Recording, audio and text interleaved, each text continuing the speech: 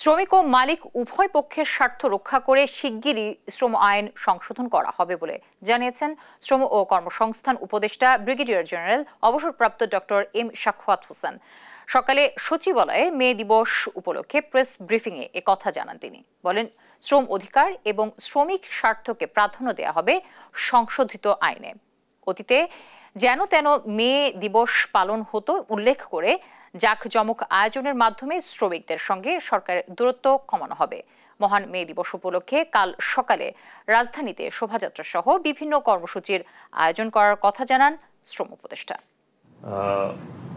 মে দিবস আমরা এর আগে দেখেছি সরকারের তরফ থেকে যেন তেন একটা হতো, আর বাকি আমাদের লেফটিস্ট পার্টিগুলো যারা আছে তারাই এটাকে খুব বেশি বড় করে দেখানো হতো। তার শ্রমিকদের সাথে যে সম্পৃক্ততা, সরকারের শ্রমিকদের সাথে মালিকদের যে সম্পৃক্ততা, সেখানে বেশ গ্যাপ ছিল, এখনো আছে, বলবো না দূর হয়ে গেছে।